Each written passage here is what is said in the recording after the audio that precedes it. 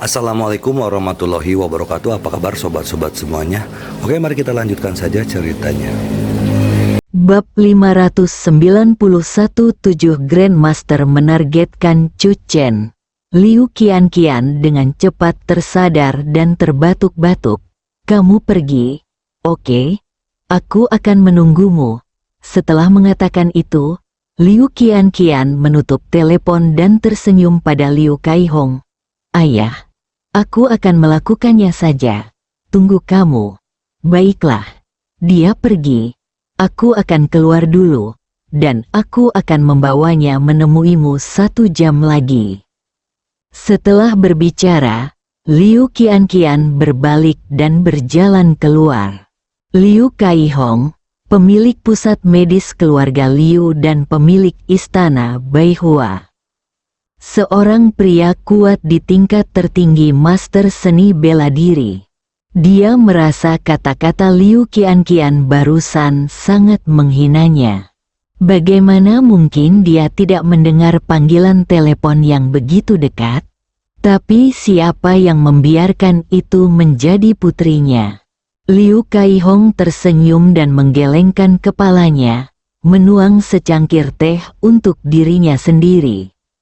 Gazebo halaman belakang, Liu Qianqian berlari kembali dengan cepat, dan benar saja, Chu Chen sedang melihat latihan yang telah dia lakukan. Mengapa kamu begitu cepat? Liu Qianqian masuk ke paviliun. Undangan Nona Liu, tentu saja saya tidak berani mengabaikannya.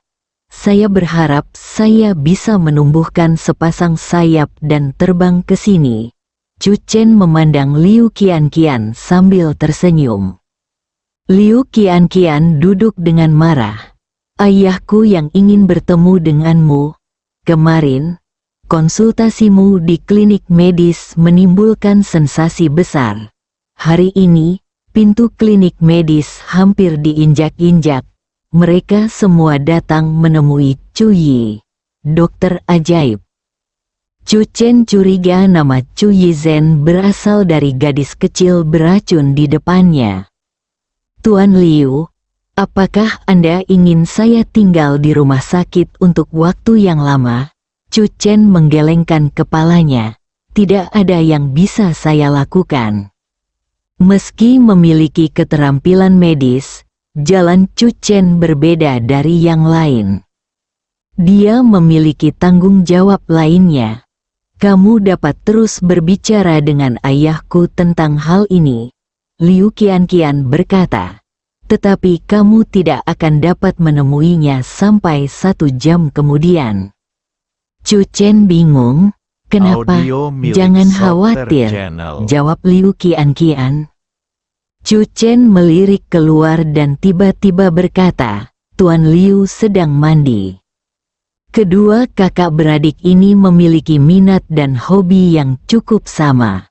Liu Qianqian, tapi aku sedikit terdesak waktu. Chu Chen menghela napas. Masih ada hal yang sangat penting yang harus dilakukan. Hanya 1 jam, kata Liu Qianqian, atau 5 menit sebelumnya. Kamu tidak boleh mempermalukan dirimu sendiri di depan ayah. Apakah Anda tahu tentang konferensi pertukaran prajurit Xiangsan? Chu Chen bertanya. Apakah istana Baihua telah menerima undangan? Saya tahu. Tidak. Liu Qianqian menjawab dengan singkat dan padat. Setelah memikirkannya, dia merasa jawabannya agak asal-asalan dan menyesalinya. Dia menambahkan, di mata sekte ortodoks itu, istana Baihua hampir sama seperti kalian sekte Qi sekte. Kalau begitu izinkan aku memberitahumu. Chu Chen menghela nafas. Kemarin, faksi Tianji muncul di Xiangsan. Chu Chen dengan kasar menceritakan alasan kejadian itu. Sekte Tianji sangat tidak tahu malu, Liu Qianqian berkata dengan getir. Meskipun saya tidak tahu balas dendam seperti apa yang akan saya hadapi dari sekte Tianji selanjutnya, Saya ingin memastikan keselamatan keluarga saya. Chu Chen berkata, saya ingin mencari pengawal wanita untuk melindungi istri saya Song Yan secara pribadi sampai kejadian ini berlalu. Kalau begitu, tidak akan kurang dari 1 jam, kan? Liu Qianqian bertanya, di mana kamu akan mencarinya? Awalnya, saya merasa Anda cukup cocok, Chu Chen berkata. Sayang sekali Anda memiliki begitu banyak latihan yang harus dilakukan. Di paruh pertama kata-kata Chu Chen, Liu Qianqian secara refleks ingin membalas dan memintanya, wanita bermartabat dari keluarga Liu, untuk menjadi pengawal. Namun kata-kata terakhir Chu Chen membuat jantungnya berdebar kencang. Menjadi bodyguard berarti tidak perlu lagi berolahraga. Lebih baik bersama adik cantik daripada menghadapi pertanyaan membosankan sepanjang hari. Namun, kali ini, Liu Qianqian tidak menunjukkan kegembiraannya dengan mudah. Dia mengerutkan kening dan mulai bertindak. Ini, kamu juga tahu bahwa Bibi memiliki persyaratan yang sangat ketat untukku. Jika aku setuju denganmu, bibi kamu mungkin tidak bisa-bisa untuk melewati level itu. Jika saya menyebutkannya, saudari Liu seharusnya setuju. Tentu saja saya juga tahu. Liu Qianqian diam-diam menahan rahasia kegembiraan di dalam hatinya. Untuk waktu yang lama, dia tampak mengertakkan gigi dan membuat keputusan. Saya benar-benar tidak tahan dengan apa yang dilakukan Sekte Tianji. Oke, aku berjanji padamu. Chu Chen tiba-tiba terkejut. Sebelum dia datang, dia sudah siap secara mental untuk gadis kecil beracun itu membuat pertunjukan besar tentang singa. Lagi pula, dia ingin meminta gadis kecil beracun itu untuk melindungi Song Yan. Saya tidak menyangka ini akan berjalan lancar. Terima kasih banyak, kata Chu Chen sambil tersenyum. Kamu tidak perlu terburu-buru untuk pergi sekarang. Liu Qianqian melihat ke arah waktu. Masih ada 45 menit, bibi ada di kamar.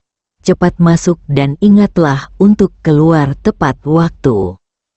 Liu Qianqian melihat gulungan di samping meja batu dan tahu bahwa Chu Chen telah mengirimkan lukisan lain.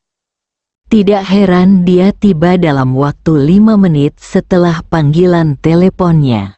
Melihat punggung Chu Chen saat dia berjalan menuju kamar bibinya, pupil Liu Qianqian tiba-tiba melebar sedikit. Salah. Chu Chen berinisiatif untuk menunjukkan kebaikannya padanya begitu dia membuka mulutnya, yang jelas merupakan permintaan darinya. Chu Chen awalnya datang memintanya untuk melindungi Song Yan hari ini. Liu Qianqian memikirkannya dengan hati-hati, dan dia sepertinya telah menyetujui Chu Chen bahkan tanpa menetapkan syarat apapun. Mengapa kamu begitu bahagia? Liu Qianqian adalah tipe orang yang tidak bisa bertengkar dengan pihak lain ketika bertengkar. Dia akan memikirkan setiap aspek dengan hati-hati dan membenci dirinya sendiri karena tidak melakukan apa yang dia lakukan saat itu. Sejak Chu Chen membuka kamar bibinya dan masuk, Liu Qianqian mengalami refleksi diri yang mendalam. Hanya 3 lukisan kuno yang diperbaiki kali ini, yang sangat tidak efisien. Liu Ruyan duduk di sisi papan catur dan memberi isyarat kepada Chu Chen untuk bermain catur. Chu Chen menghela nafas, tidak mungkin berada dalam kondisi sebaik ini setiap hari. Liu Ruyan melirik Chu Chen. 3 lukisan kuno lagi diperbaiki dalam semalam. Pasti ada rahasia yang tersembunyi di rumah Chu Chen. Dia menjadi semakin penasaran. Apakah Anda ingin memeriksanya? Liu Ruyan tidak mampu menekan pikiran di dalam hatinya. Adapun pengingat Chu Chen, bahkan formasi kunci emas Kimen, yang telah dipoles oleh kepala Tianji selama 3 tahun, tidak dapat menghentikannya. Saudari Liu, apakah kamu tahu tentang konferensi pertukaran prajurit Xiangsan? Saya tidak tahu. Liu Ruyan berkata sambil bermain catur. Saya tidak tertarik dengan apa yang terjadi di dunia luar. Chu Chen melirik wajah lembut Liu Ruyan. Ibu Zhang Wuji benar. Ketika Chu Chen menyebutkan pertemuan pertukaran prajurit Xiangsan, dia tiba-tiba menyadari bahwa pertemuan pertukaran prajurit Xiangsan sepertinya melenceng dari temanya. Arahnya berubah. Ini setara dengan Chu Chen yang ditikam karena Liu Ruyan. Jika tidak ada yang salah, Jiang Kufeng akan segera memberitahu Chu Chen tentang hasil diskusi antara para pejuang sekte ortodoks Xiangsan. 45 menit berlalu dengan cepat. Liu Qianqian takut Chu Chen tidak keluar. Jadi dia mengetuk pintu bibinya 5 menit lebih awal. Liu Kaihong sedang menunggu di ruang teh. Liu Qianqian dan Chu Chen berjalan keluar dari lengkungan batu secara berdampingan. Fan Donglin memandang Chu Chen dengan penuh semangat. Liu Qianqian bertanya dengan santai, "Chu Chen, apa yang kamu lakukan di kamar bibimu tadi?" Agak membosankan. Melawannya selama 300 ronde, Chu Chen menjawab, "Aku memukulnya sampai dia kehilangan armornya dan pada akhirnya menyerah." Bahkan Raja Catur Tianan adalah murid juniornya, jadi Chu Chen tentu saja tidak menghindar dari orang suci Liu Ruyan saat bermain catur. Melihat ke belakang kedua orang itu, Fan Donglin tertegun, dan pikirannya sepertinya terpukul keras. Setelah sekian lama, dia terhuyung. Fan Donglin menarik napas dalam-dalam.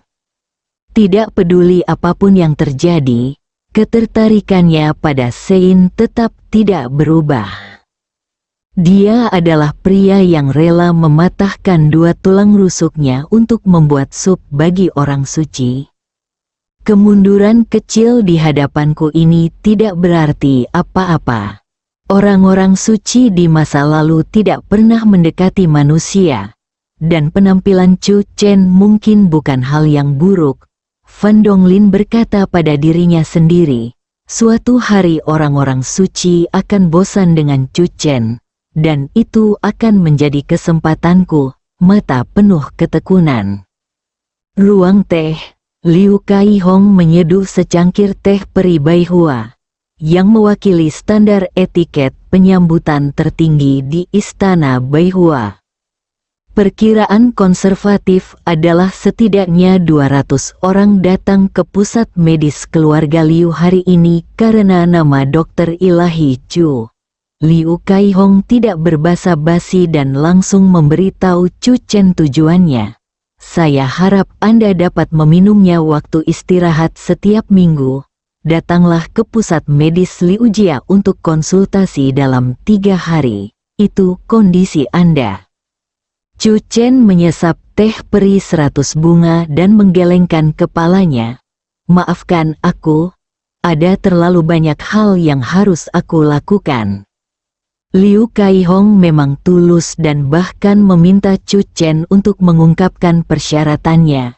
Itu setara dengan memberi Chu Chen cek dan meminta Chu Chen mengisi nomor. Meskipun ini juga dimaksudkan untuk menguji Chu Chen. Chu Chen sebenarnya tidak tertarik untuk duduk di klinik medis. Ada terlalu banyak orang yang sakit dan terluka di dunia.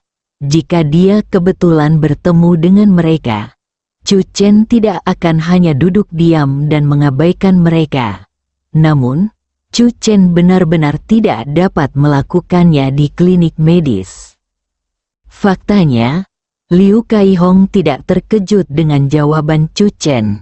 Bagaimanapun, Chu Chen adalah tuan muda Jiuxuan, dan dia harus memiliki tujuan yang lebih tinggi untuk dikejar.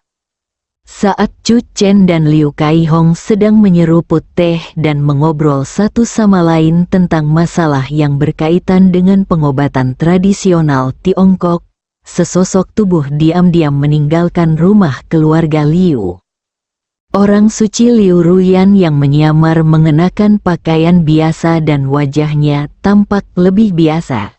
Setelah menghentikan taksi di pinggir jalan, dia menuju ke Canceng. Meskipun Chu Chen tidak pulang, dia pergi untuk mencari tahu rahasia apa yang tersembunyi di istana keluarga Song. Sebuah perjalanan melewati tembok yang datang dan pergi. Tidak sulit bagi Liu Ruyan untuk menemukan keluarga Song. Pada sore hari, matahari terik dan tidak banyak pejalan kaki di jalan. Liu Ruyan berdiri di luar tembok istana keluarga Song dan memperhatikan aura formasi sebelum masuk. Itu bukan masalah bagiku. Liu Ruyan tersenyum, dan sosoknya bersinar, menghilang begitu saja. Pencuri besar Huoyan secara resmi diluncurkan. Hampir pada saat yang bersamaan, di jalan seberang tembok di sisi lain rumah keluarga Song, sebuah mobil 7 tempat duduk berhenti di pinggir jalan. Duduk di kursi penumpang tidak lain adalah penjabat kepala sekte Tianji, Zhao Zhu. Pengemudi dan 5 orang yang duduk di barisan belakang semuanya adalah orang kuat dari sekte Tianji, dan mereka semua adalah ahli seni bela diri. Kali ini, Zhao Zhu mengungkapkan hampir semua detail dari sekte Tianji. Kekuatan terkuat dari sekte Tianji, 7 master hebat menargetkan Chu Chen. Chu Chen tinggal di sini, Grandmaster yang bertanggung jawab pada awalnya bernama Lou, yang hanya bernama Wei. Dia akrab dengan situasi kota Chan dan Chu Chen. HMPH, Tuan Muda Jiuxuan yang agung sebenarnya menjadi menantu seorang pengusaha sekuler. Sungguh konyol. Zhao Zhu menatap dinding di satu sisi dan berkata dengan suara yang dalam, "Menurut informasi kami, Chu Chen tidak ada di rumah sekarang. Wei, masuk dan selidiki dan lihat apa yang terjadi di dalam. Jika situasinya memungkinkan, kita bahkan tidak perlu menunggu kabar dari Penatua Xuan Ming. Kami akan mengambil tindakan malam ini untuk menangkap Chu Chen." "Tidak masalah." Lou Wei membuka pintu dan keluar dari mobil. "Perhatikan." Mata Zhao Zhu berbinar. "Saya curiga peta rahasia sebenarnya masih ada di tangan Chu Chen." Audio milik Soft Peta rahasia Channel. itu sangat berharga sehingga Zhao Zhu tidak percaya bahwa Chu Chen bersedia menyerahkannya ke Museum Beijing. Dia harus menyimpannya di rumahnya sendiri. Bab 592. Di zaman kuno, ada seorang biksu penyapu Shaolin, tetapi hari ini ada pengasuh wanita dari keluarga Song. "Serahkan padaku." Lou Wei yakin, "Aku akan menjungkir balikan keluarga Song sebelum Chu Chen kembali."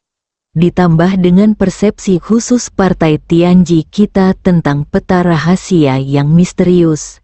Selama peta itu berada dalam jarak 5 meter dariku, tidak peduli apakah itu tersembunyi di bawah tempat tidur atau di atap, itu tidak bisa lepas dari pandanganku.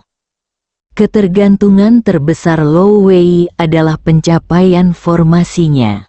Di dalam sekte Tianji, selain pemimpin yang telah meninggal Zhao Xuanfeng, Lou Wei memiliki pencapaian tertinggi dalam formasi.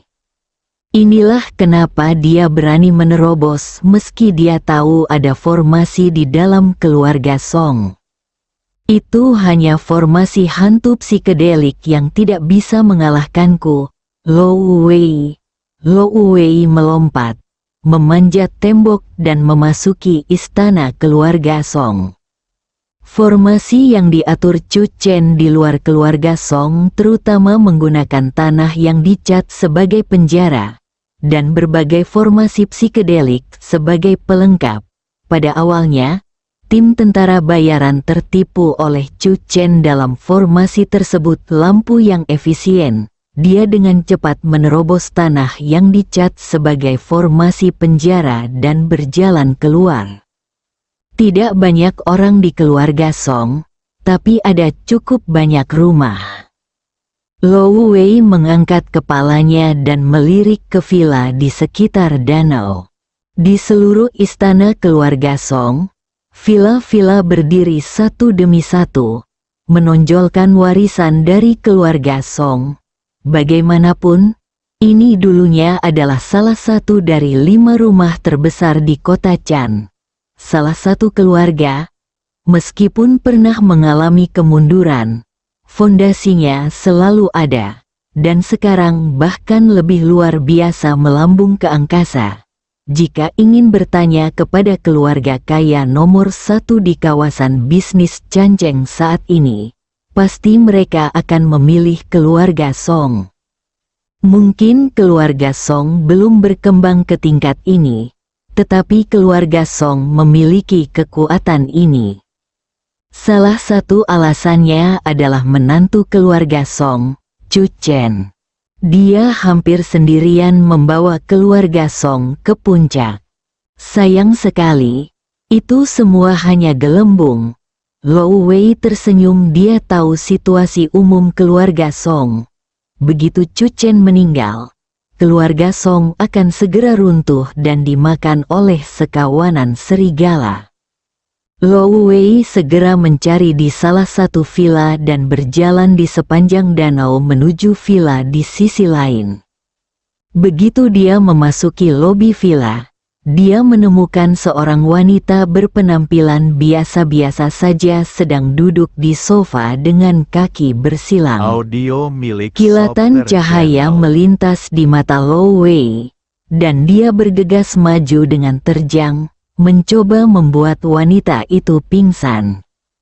Di siang hari bolong, kamu masuk ke rumah tanpa izin dan bahkan melukai orang lain. Siapa kamu? Wanita itu tiba-tiba mengangkat kepalanya dan menatap Lou Wei.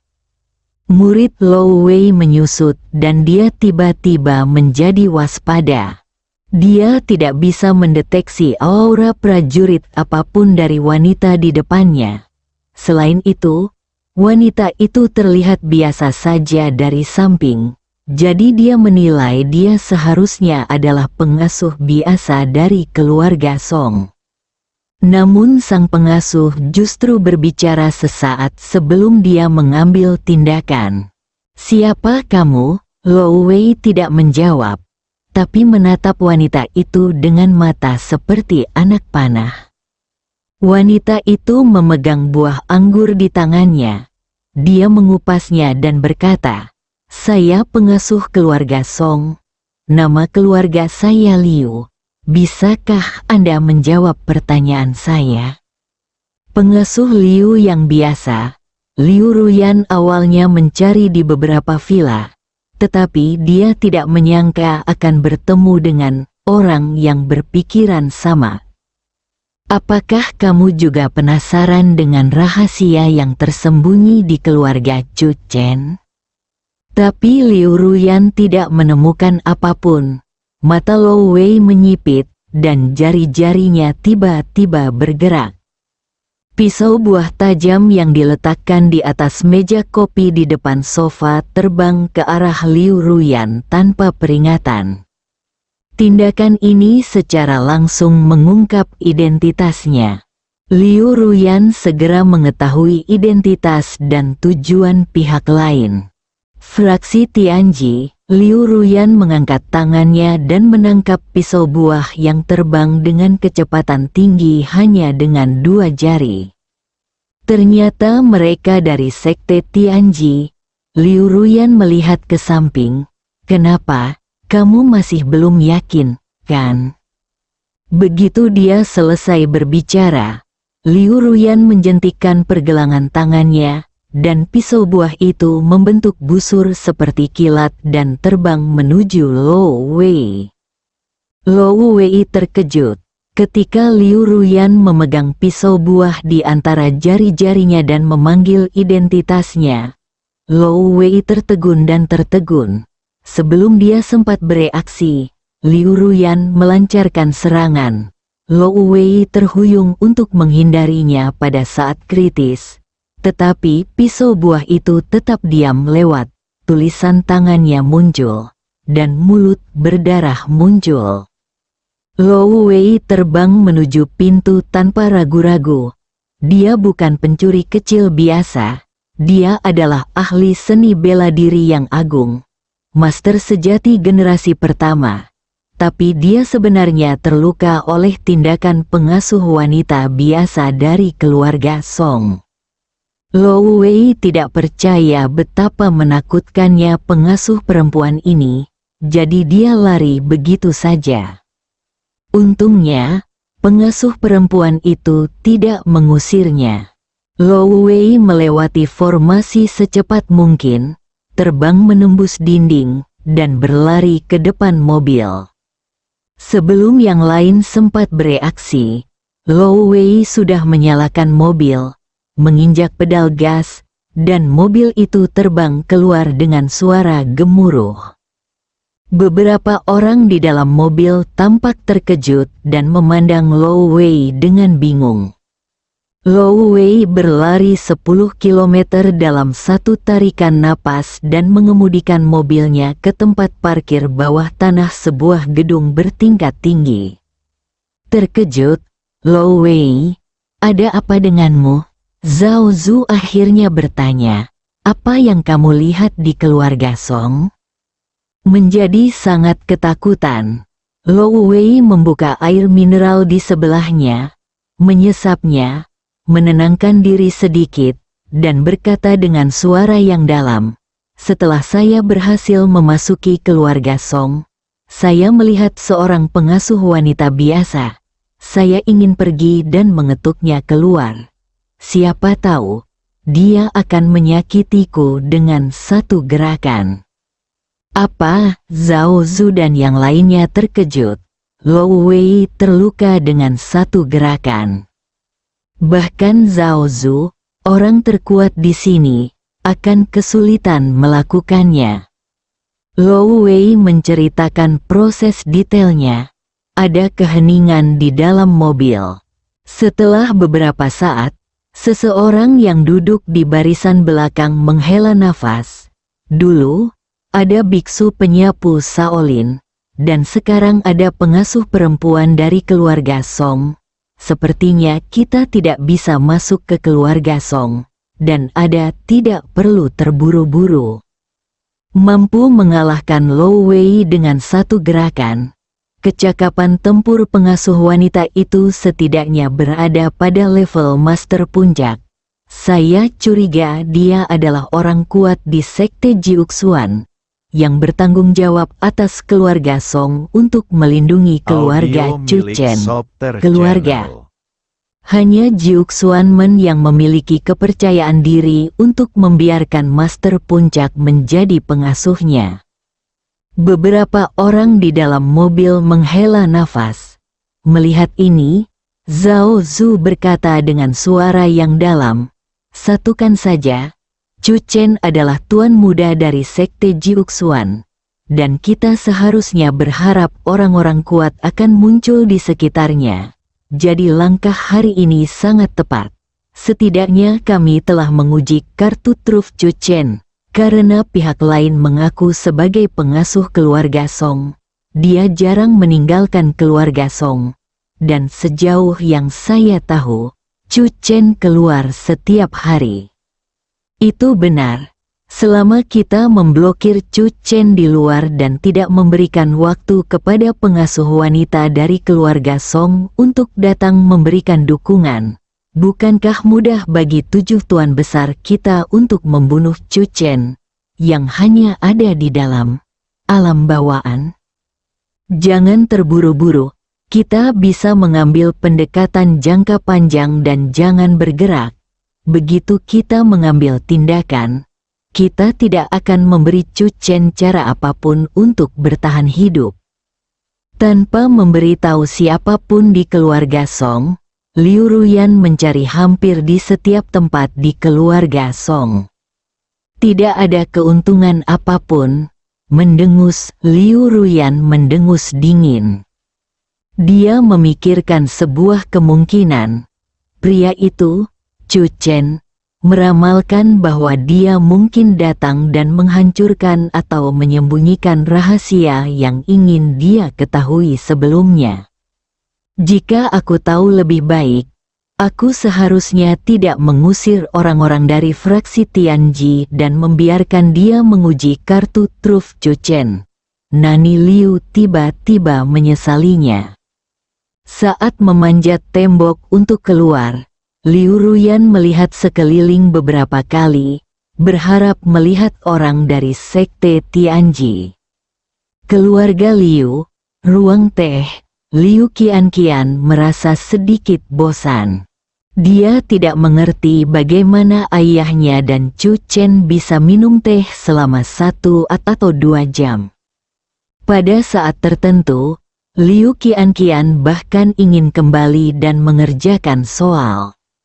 Itu terlalu membosankan, sampai Chu Chen berdiri dan berkata, "Tuan Liu, saya akan kembali dulu."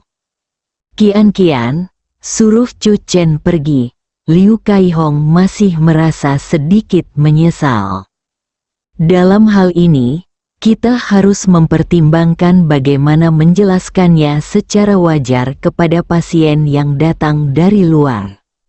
Setelah membuang muka, Chu Chen bertanya dengan rasa ingin tahu, "Mengapa saya tidak melihat Man-Man hari ini? Apakah dia sudah berada di klinik lagi?" "Itu bukan karena kamu." Liu Qianqian memutar matanya ke arahnya. "Kemarin, kamu menjadi pusat perhatian dan keterampilan akupunturmu luar biasa. Saya tidak tahu berapa banyak orang yang datang ke sini setelah mendengar beritanya dan ingin bertemu denganmu untuk pengobatan." Chu Chen dan Liu Qianqian saling memandang. "Itu bukan karena kamu." Liu Qianqian terdiam. Memang dialah yang mendorong Chu Chen untuk membantu, tapi dia tidak menyangka bantuannya akan membuat perbedaan besar. Saudari biasanya mengunjungi dokter paling banyak sekali atau 2 kali seminggu. Dengan situasi saat ini, saya kira dia sangat sibuk akhir-akhir ini. Kata Liu Qianqian tidak ditemukan. Mereka tidak akan langsung kembali. Karena reputasi pusat medis keluarga Liu tidak buruk, maka mereka akan memilih untuk menemui dokter di pusat medis keluarga Liu. Chu Chen berdiri di pintu samping pusat medis keluarga Liu dan melihat ke arah pintu masuk utama. Meskipun hari sudah hampir senja, mobil-mobil berhenti di pintu masuk pusat medis keluarga Liu dari waktu ke waktu dan keluar dari mobil adalah seorang pria paruh baya. Ayah paruh baya itu menggendong seorang putra. Dia tampak berusia 70-an atau 80-an, tetapi kondisi fisiknya kurang baik. Anak laki-laki dalam pelukannya dan berjalan menaiki tangga pusat medis keluarga Liu. Ada terlalu banyak pasien serupa. Liu Qianqian menghela nafas dengan emosi yang jarang. Ayah saya selalu memberitahu saudara perempuan saya bahwa kekuatan kami sendiri selalu terbatas dan kami tidak dapat menyelamatkan semua pasien. Tetapi kami melakukan yang terbaik untuk melakukan yang terbaik. Itu sudah cukup. Jika kamu tidak menyesalinya. Chu Chen mengangguk setuju dan tiba-tiba menoleh ke arah Liu Qianqian. "Mengapa kamu hanya mengatakan ini kepada adikmu?" Sudut mulut Liu Qianqian bergerak-gerak. dan dia ingin meracuni Chu Chen lagi. Chu Chen melihat lagi kendaraan di pintu dan pasien masuk. Setelah beberapa saat, dia menghela nafas pelan, berbalik dan berjalan kembali. Ruang teh. Liu Kaihong memandang Chu Chen dengan heran. Saya tiba-tiba mendapat ide. Chu Chen berkata sambil tersenyum. Teknik penyelamatan nyawa jarum emas saya akan mudah berkarat jika saya tidak menggunakannya terlalu lama. Jadi, saya ingin merawat 30 pasien setiap minggu di rumah sakit, pusat medis keluarga Liu. Adapun waktunya, hanya setiap Jumat sore. Sesuatu yang bisa Anda lakukan. Chu Chen merasa seluruh tubuhnya tiba-tiba menjadi sangat rileks. Terkadang, Anda masih harus melakukan sesuatu dengan cara Anda sendiri. Liu Qianqian di satu sisi tersenyum tanpa sadar. Liu Kaihong sangat gembira dan segera berkata, "Saya akan segera mengatur kantor terpisah untuk Anda, dan juga biaya pengobatan Anda." Tidak perlu. Chu Chen melambaikan tangannya dan menggelengkan kepalanya. Ini adalah klinik gratis. Sekarang setelah dia memilih, Chu Tuhao tentu saja tidak akan kekurangan biaya pengobatan. Liu Kaihong terkejut, dan kemudian dia tersenyum sepenuh hati. Kalau begitu saya akan dengan berani mengambil keputusan. Mulai sekarang, untuk 30 tempat yang Anda rawat setiap hari Jumat, biaya pengobatan mereka akan dihitung sebagai pusat medis keluarga Liu kami, dan kami tidak akan menghitungnya mengenakan biaya 1 sen. Terlihat bahwa Liu Kaihong juga merupakan orang yang ceria. Keduanya langsung cocok. Liu Qianqian tersenyum, matanya bersinar. Saya tidak dapat membayangkan seberapa besar sensasi yang akan ditimbulkan oleh berita ini setelah tersebar. Bersambung.